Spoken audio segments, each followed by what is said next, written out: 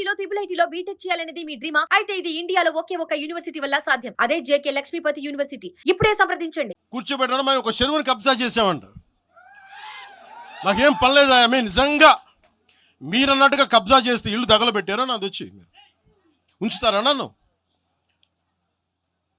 ఒక్కొక్కళ్ళు కూర్చోబెట్టి 111 జీవోలు ఏమేం చేశారు అటు చూసిపోండి, అటు చూడండి.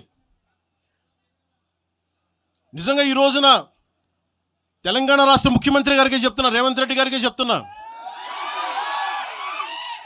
ఆయనంటే నాకు ఇష్టం, ఆయనంటే గౌరవం నాకు. కానీ వారికే నేను చెప్తా ఉన్నా, తెలంగాణ ప్రభుత్వానికే చెప్తున్నా, పవన్ కళ్యాణ్ గనుక ఆ చెరువుని మీరు ఒక చెరువును ఆక్యుపై చేసుకున్నాడంటే సంతోషంగా చెప్తున్నా, ఈ రోజున తెలంగాణ ప్రభుత్వానికి రాసి ఇచ్చేస్తున్నారు. అలాగే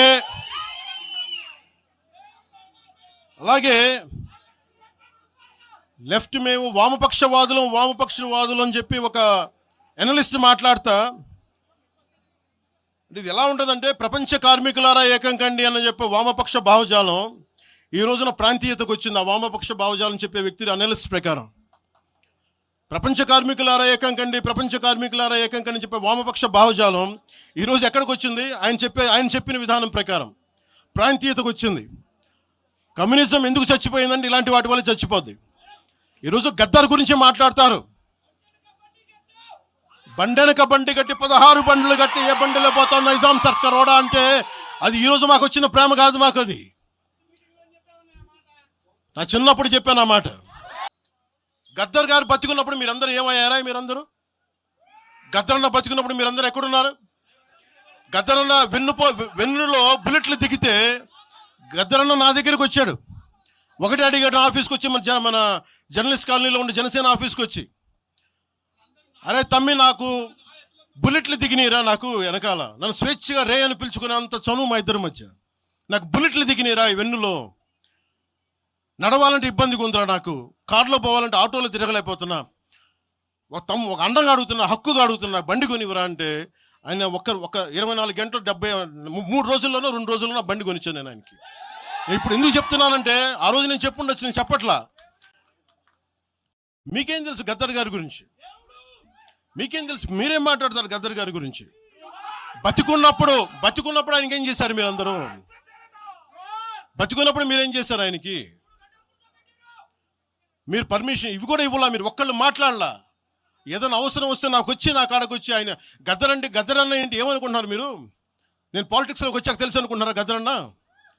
మీరందరూ చూసిన ఖుషీ సినిమా చూసిన తర్వాత చిరంజీవి గారు ఫోన్ చేశారు నాకు, అరే గద్దర్ గారు ఫోన్ చేస్తున్నారా నీకోసం, ఒకసారి నేను కలవాలంటాను. ఆయన ఒకటే మాట అన్నారు చూసి, అరే మా పోరలు చూపించిన బాబు నీ సినిమా పాట, దాంట్లో నువ్వు తాకట్లో భారతదేశాన్ని తాకట్లో పెట్టే విజువల్ పెట్టావంట, నువ్వు మాకు అర్థమవుతుందా, మా భావాలు అర్థం చేసుకునేవాడు అని చెప్పి.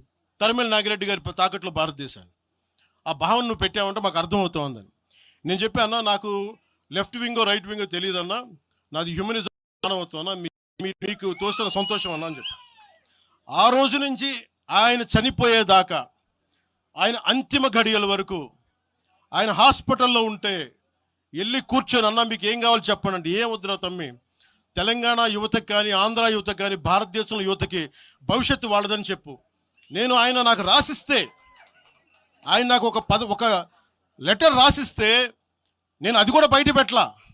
ఆయనే ఒక ఆడియో ఫైల్ చేసి, నేను దాన్ని కూడా కూర్చొని చెప్పలా, ఆడియో ఫైల్ చేసి ఆయన ఒక చిన్న ఛానల్కి రిలీజ్ చేసి అది బయటకు వచ్చింది. మీరు కూర్చోబెట్టి తెలంగాణ గురించి అని మాట్లాడతారు. నేను నిజంగా ఎంత కమిట్మెంట్ లేకపోతే కొండగొట్టు ఆంజనేయుడికి నేను 30 కోట్లు టీటీడీ నుంచి చెప్పిస్తాం. మేము ₹1 కోటి ఎందుకు మా కూర్చోబెట్టి తెలంగాణ ప్రభుత్వానికి ఇస్తాం? ఆపదలో ఉన్నప్పుడు, విపత్తుల్లో ఉన్నప్పుడు మీరు మాట్లాడి